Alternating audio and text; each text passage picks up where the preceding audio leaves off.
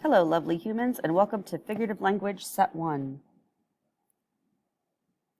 Figurative language is also known as literary devices or literary tools. They all mean the same thing. When you're reading a text, you read the words is the literal meaning. So what you're reading is literally the literal meaning. But when you dive deeper into what the author actually means, that's when we discuss figurative language and the figurative meaning of the text. So the goal is for you to recognize it and to be able to use it in writing. That list is incorrect, so ignore that. Some of these will be review and some of them will not. So a simile, what is a simile? A simile is saying one thing is like another. So you're comparing two things using like or as. If it doesn't have like or as, it's not a simile. For example, happy as a clown, like peas in a pod, cute as a puppy, sly as a fox, and works like a charm. Those are all examples of similes. Next is a metaphor. So metaphor is another comparison, saying one thing is another thing, though it really isn't. Okay, so the simile and the metaphor, the way you can tell the difference is a simile uses like or as. So some examples. This is a noun. So this noun equals that noun. So my cat is a lazy lump of coal. You're comparing your cat to a lazy lump of coal, but you're saying the cat is the coal. Another way that you can use a metaphor is a verb. My foster dad erupted when he got my report card with the 3 Fs. So your foster dad isn't literally erupting because the only thing that can literally erupt is a volcano. Some other examples, he's a lobster, meaning he's sunburnt. Her heart was gold, meaning she is really kind. And sadness is a black hole, meaning once you're sad, like so many other things can make you sad. Foreshadowing. So foreshadowing is using words or phrases that give the reader a hint of something that's going to happen without giving things away. Sorry, that should say without giving things away. So it's used to suggest an upcoming event or outcome to the story. Think of it as like signs for what might happen or an omen. I'm going to give you an example. In Star Wars Episode 4, A New Hope, Obi-Wan becoming a ghost while fighting Darth Vader foreshadows Vader's redemption and death. So the ghost means that there's still hope, right?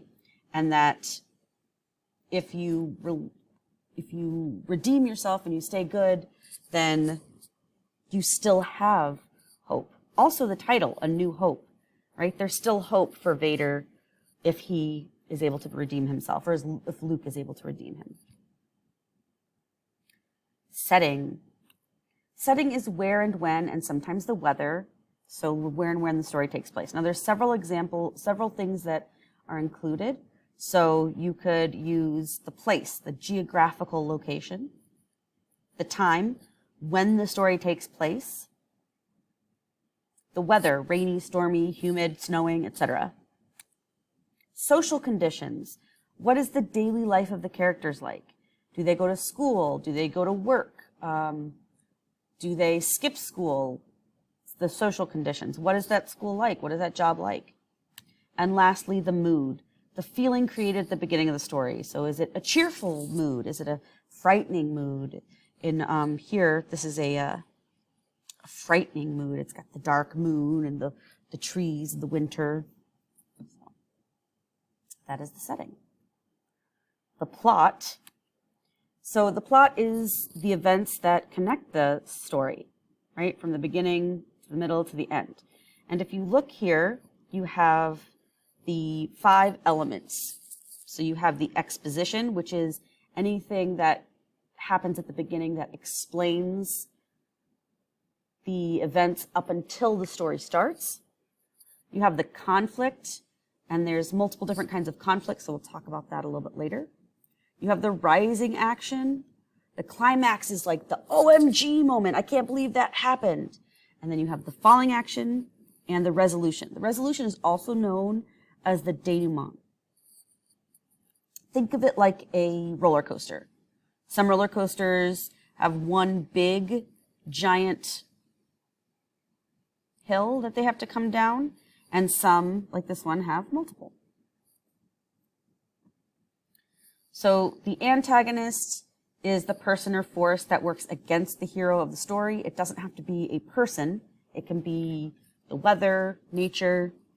And the protagonist is the main character of a story. It's usually the hero or heroine, often a good type.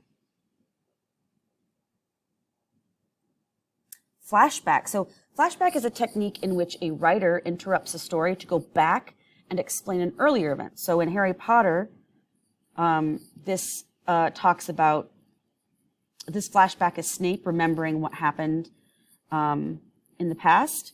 If you saw Up, this is the old man remembering his past. And Encanto, this is Abuela, I think? No, it's the grandma remembering how she came to this magical house. Tone and mood. Now, sometimes these get a little bit tricky, but how you could remember it is, so the tone is the attitude or feeling that comes across in a piece of literature. It's usually revealed by the characters, the word choice, the writing style. So the tone is the tude, the attitude of the author towards a certain thing or idea. And mood is the feeling that the reader feels. So the feeling that you get. So the feeling or atmosphere of a piece of literature created in the reader. Okay? So mood is like your feelings, how you feel, and tone is the tude of the author. And lastly, we have imagery. Using words or phrases that appeal to one or more of the five senses in order to present objects, express ideas, or describe feelings and scenes. So you have the sense of sight, the sense of smell, the sense of hearing, the sense of taste, and the sense of touch. So anything that the author uses to get you to experience the text with those five senses is imagery. And that is the end of our first set of literary devices.